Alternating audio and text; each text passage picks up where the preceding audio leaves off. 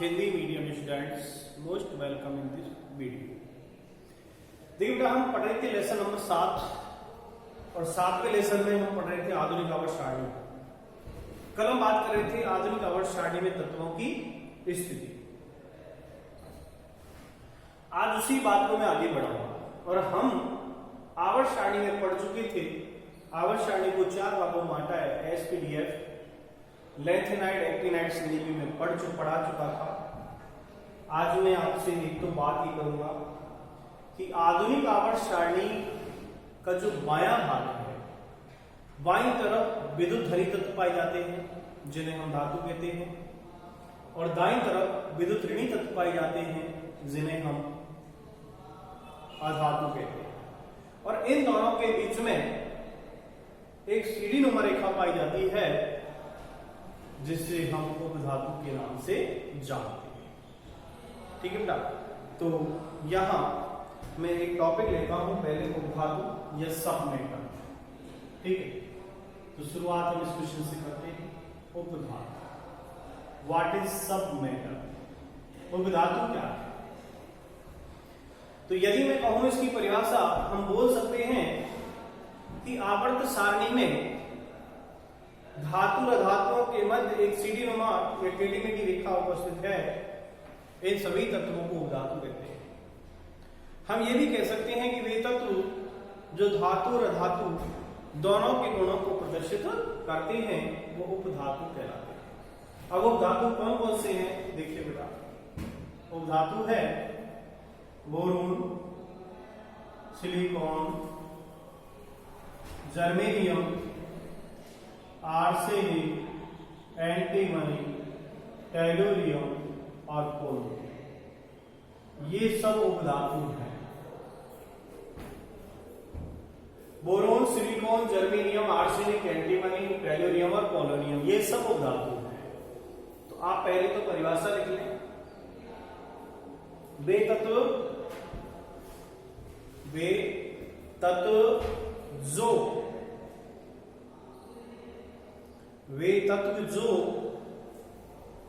धातु एवं अधातु, वे तत्व जो धातु एवं अधातु के गुणों को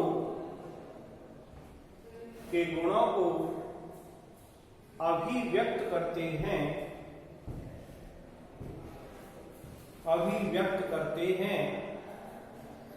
उपधातु कहलाते हैं।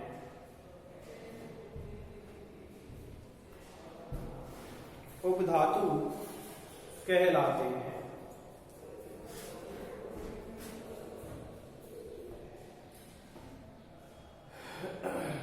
आवर्त सारणी में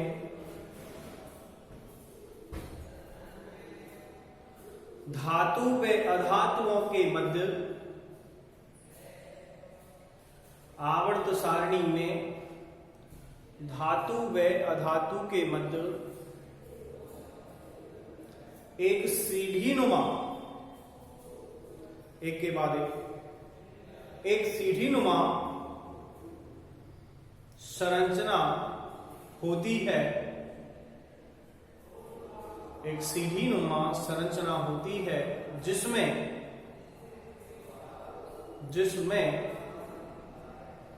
उपधातुओं को व्यवस्थित किया गया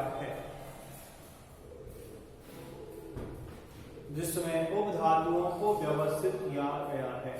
या हम कह सकते हैं कि धातु और धातु की एक सीमा का निर्धारण करती है। इस लाइन के बाईं ओर सभी धातुएं हैं और दाईं ओर अधातु हैं। उदाहरण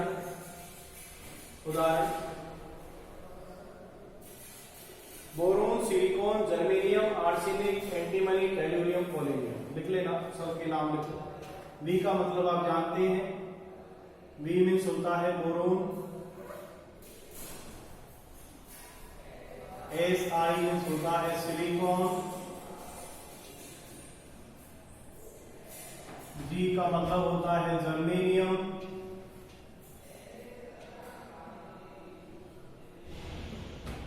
AS का मतलब होता है आर्सेनिक,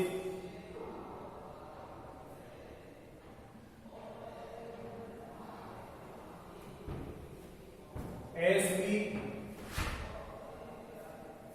इसका मतलब है एंटीमनी,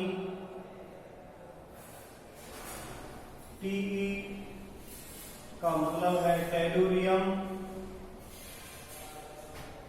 और P को ये कृत्रिम तत्व है, इसका नाम है पोलोनियम। पोलोनियम। नीचे लिखो एक लाइन, आवर्त सारणी में, एक लाइन लिखो नीचे, आवर्त सारणी में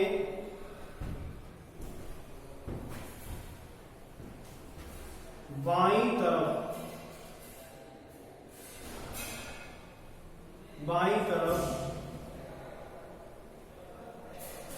विद्युत धनी तत्व है, विद्युत धनी तत्व है,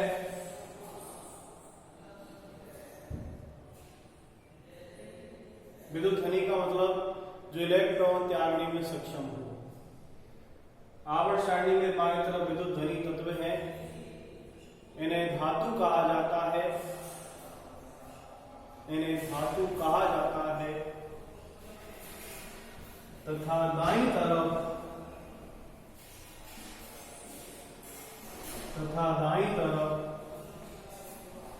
विद्युत ऋणी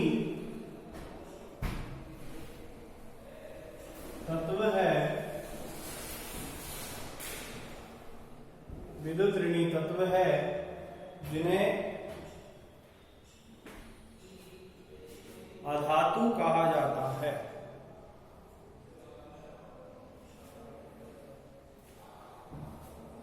जिन्हें अधातु कहा जाता है।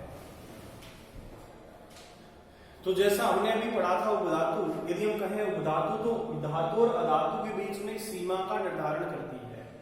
उपधातुओं के बाईं तरफ धातु है और उपधातु के दाईं तरफ अधातु है।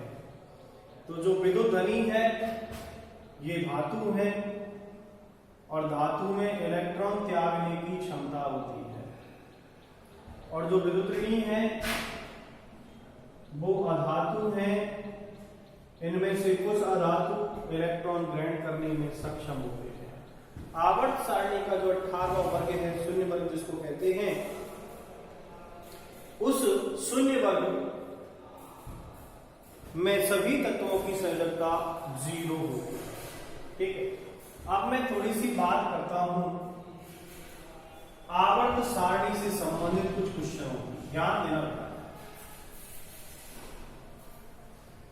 आधुनिक आवर्त सारणी से संबंधित कुछ क्वेश्चंस आपको मैं बताता हूं कैसे आपको करना। सबसे पहले आप थोड़ा कक्षा 9 में आपने इलेक्ट्रॉनिक विन्यास को पढ़ी रखा होगा। इलेक्ट्रॉनिक विन्यास को जानना बहुत जरूरी है। आपको यदि याद है तो आप बहुत अच्छी तरह जल्दी कर पाएंगे। यदि आपको इलेक्ट्रॉनिक विन्यास याद नहीं है बेटा, तो मैंने भी शायद लिखवा दिया था जब क्लास चालू हुई थी मार्च अप्रैल में, जैसे हमको क्लास मिली थी तो मैंने बेटा लिखवाया था पहले पन्ने पर इलेक्ट्रॉनिक विन्यास। और इलेक्ट्रॉनिक विन्यास का मतलब है जब परमाणु में इलेक्ट्रॉन भरे जाते हैं तो उसकी कोष में इलेक्ट्रॉन कितने हैं, 2 है, 8 है, 1 है, 2 कितने हैं। भायतम कोष में जो इलेक्ट्रॉन पाए जाते हैं उसके आधार पर संयोजकता का निर्धारण किया जाता है। पहली कक्षा में 2 इलेक्ट्रॉन बढ़ते हैं, दूसरी में 8, तीसरी में 8। इस तरह इलेक्ट्रॉनों को बोर भरी स्कीम से भरा जाता है। तो यदि आपको थोड़ा सा वो याद है तो आप समझ पाएंगे। और यहां मैं क्वेश्चन देता हूं, जैसे मैंने क्वेश्चन लिया और आपसे कहूं मैं आवर्त सारणी के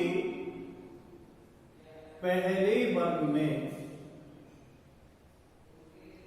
आवर्त सारणी के पहले वर्ग में उपस्थित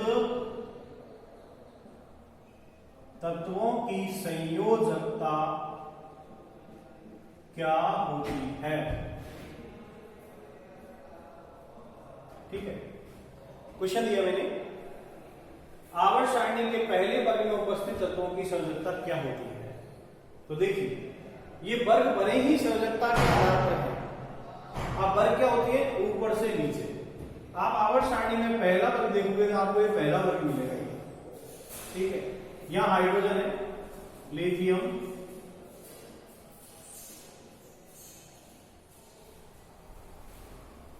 देखो 7 हो गए, ये 7 आवर्त है और ये पूरा पहला वर्ग है। तो क्वेश्चन में ये कि पहले वर्ग में उपस्थित तत्वों की संयोजकता क्या है। तो देखिए ये वर्ग है पहला और अंतिम होता है 18वां। 18वें की संयोजकता 0 है और 0 के बाद अंक आएगा 1। यानी हम ये कहेंगे कि पहले वर्ग में उपस्थित तत्वों की संयोजकता 1 होती है। क्या होती है, 1 होती है। क्यों, क्योंकि इनके बाह्यतम कोश में 1 इलेक्ट्रॉन होता है। चाहे वो तत्व छोटा हो या बड़ा हो, तब भी उसके बाहरी कक्ष में 1 इलेक्ट्रॉन होगा। जैसे मैं आपको बताऊं हाइड्रोजन, ये हाइड्रोजन का नाम ही है पहली कक्ष। तो हाइड्रोजन में 1 इलेक्ट्रॉन होता है, ये बाहरी कक्ष में 1 इलेक्ट्रॉन। दूसरा आपका है लिथियम, तो लिथियम का परमाणु क्रमांक है 3, तो पहली कक्ष बनेंगे 2, दूसरे में 1, तो अंतिम कक्षा में कितने हुए, 1 हुआ। तीसरा आपका है सोडियम, तो सोडियम देखो Na, परमाणु क्रमांक होता है 11, पहली कक्ष में 2, दूसरे में 8, तीसरी में 1, तो देखो अंतिम 1। ऐसे आप रोटेशन देखेंगे तो इसका क्रमांक है 19, 2 8 8 1, 2 8 8 1, तो लास्ट का अंक क्या आ रहा है, 1 आ रहा है। तो पहले वर्ग में उपस्थित तत्वों की संयोजकता 1 होती है। अब पूछ ले दूसरे वर्ग में, तो दूसरे वर्ग की संयोजकता 2, ठीक है। तो एस ब्लॉक में 2 ही वर्ग है, पहला और दूसरा। पहले वर्ग की संयोजकता 1, दूसरे वर्ग की संयोजकता 2 होती है। यहां से लिख लेना, पहले वर्ग में उपस्थित तत्वों की पहले वर्ग में उपस्थित तत्वों की संयोजकता 1 होती है, क्योंकि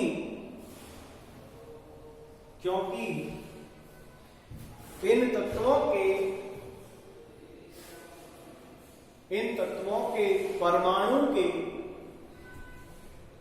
बाहरी कोश में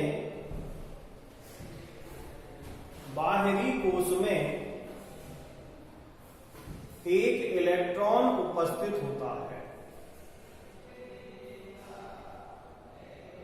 1 इलेक्ट्रॉन उपस्थित होता है, ठीक है। अब क्वेश्चन नंबर 2 आप खुद कर लेना।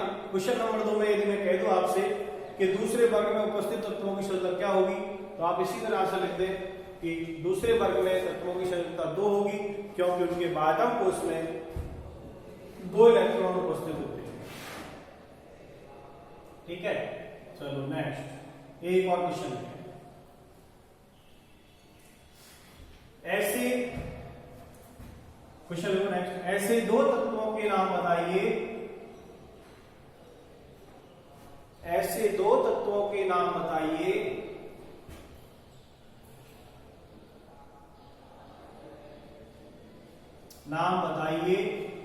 जिनकी संयोजकता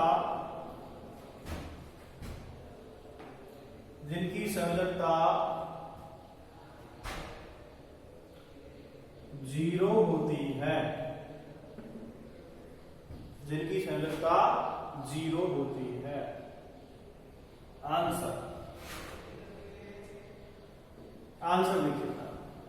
अब संयोजकता 0 किसकी होगी, जब किसी तत्व के परमाणु की बाहरी कक्षा कंप्लीट भरी हुई हो, उसकी बाहरी कक्षा में हाइड्रोजन के अलावा कोई तत्व है और उसकी बाहरी कक्षा में 8 इलेक्ट्रॉन कंप्लीट है, तो उसकी संयोजकता 0 होगी। अब देखेंगे और कौन से तत्व। आंसर में देखो आपको बताऊं, helium, neon, argon, krypton, xenon, radon, इन्हीं सब की संयोजकता क्या है, 0 है। आंसर में लिख लें, 2 पूछा 2 लिखो, नहीं 4 लिखो। हीलियम, नियोन, आर्गन 3 पूछा की संयोजकता 0 होती है, की संयोजकता 0 होती है, क्योंकि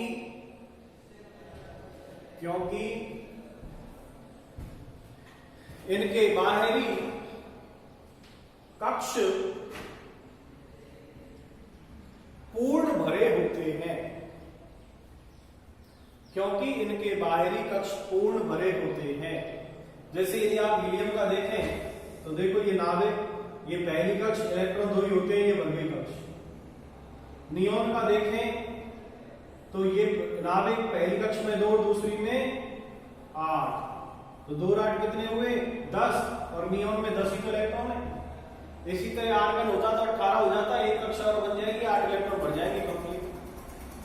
तो हम ये कहेंगे कि हीलियम, नियोन, आर्गन जो तत्व हैं इनकी संयोजकता 0 है, क्योंकि इनके जो बाहरी कक्ष हैं पूर्ण भरे होते हैं। एक लाइन और लिख देना। आवर्त सारणी का वर्ग नंबर 18, आवर्त सारणी का वर्ग नंबर 18 शून्य वर्ग कहलाता है।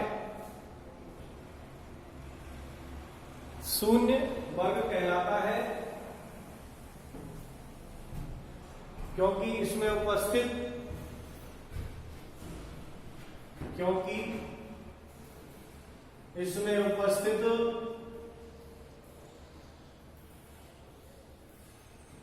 सभी तत्वों की संयोजकता 0 होती है।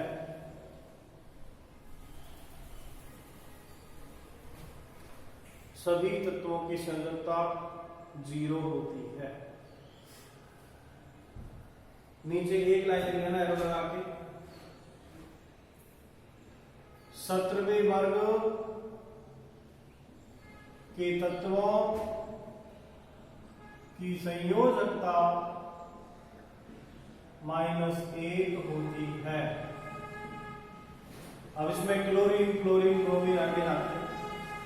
17वें वर्ग के तत्वों की संयोजकता -1 होती है।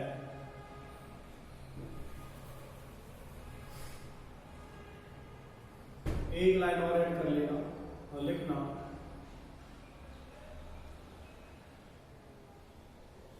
एस ब्लॉक व पी ब्लॉक, एस ब्लॉक व पी ब्लॉक के तत्वों की संयोजकता का निर्धारण एस ब्लॉक व पी ब्लॉक के तत्वों की संयोजकता का निर्धारण उनके बाहरी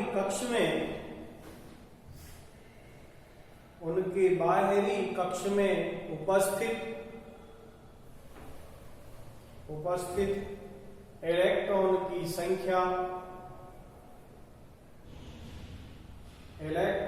संख्या के आधार पर किया जाता है।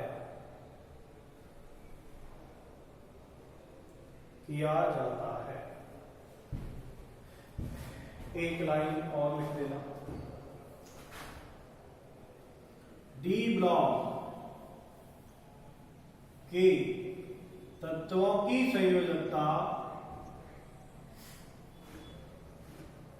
डी ब्लॉक के तत्वों की संयोजकता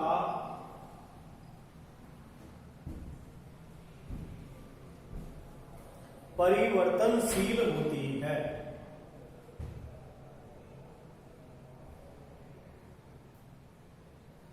डी ब्लॉक के तत्वों की संयोजकता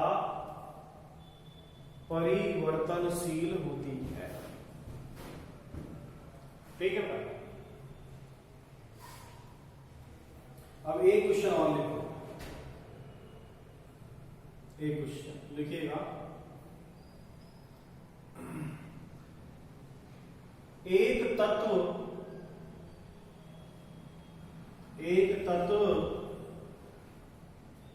जिसका इलेक्ट्रॉनिक विन्यास, ध्यान दें, एक तत्व जिसका इलेक्ट्रॉनिक विन्यास 2, 8, 5 है,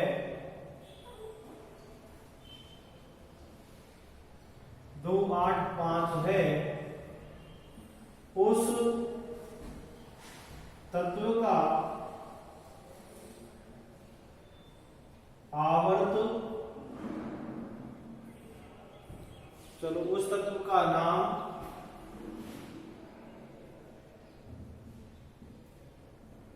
प्रतीक व परमाणु संख्या बताइए तथा यह आवर्त सारणी के किस आवर्त व वर्ग में स्थित है। देखिए क्वेश्चन पढ़ लो। एक तत्व है जिसका इलेक्ट्रॉनिक विन्यास 285, उसका नाम बताना है, प्रतीक बताना है, परमाणु संख्या बतानी है और आवर्त सारणी का आवर्त और वर्ग बताना है। ठीक है, तो आपको केवल क्या दिया है, इलेक्ट्रॉनिक विन्यास। ठीक है, तो इलेक्ट्रॉनिक विन्यास के आधार पर निकालना इलेक्ट्रॉनिक विन्यास 2, 8, 5। आप चाहें तो परमाणु बना के बढ़ दो, पहली कक्ष में 2, दूसरे में 8, तीसरे में 5, टोटल इलेक्ट्रॉन कितने हुए 15। तो आप यहां लिखेंगे कुल इलेक्ट्रॉन कितने हो रहे हैं 15। अब 15वां कौन सा तत्व है, फास्फोरस। कौन सा तत्व है, फास्फोरस। तो देखिए आंसर, तत्व का नाम क्या है, तत्व है फास्फोरस। प्रतीक क्या है, प्रतीक P। परमाणु संख्या 15 ही है, परमाणु संख्या 15। अब देखो आवर्त सारणी का आवर्त और वर्ग कौन सा, ये बड़ी ध्यान देने वाली बात है, आवर्त और वर्ग। तो ध्यान दो, यदि किसी सारणी का एक आवर्त है तो एक ही कक्षा है, 2 आवर्त है तो 2 कक्षा है, 3 आवर्त है तो 3 कक्ष है, 4 आवर्त है तो 4 कक्ष है।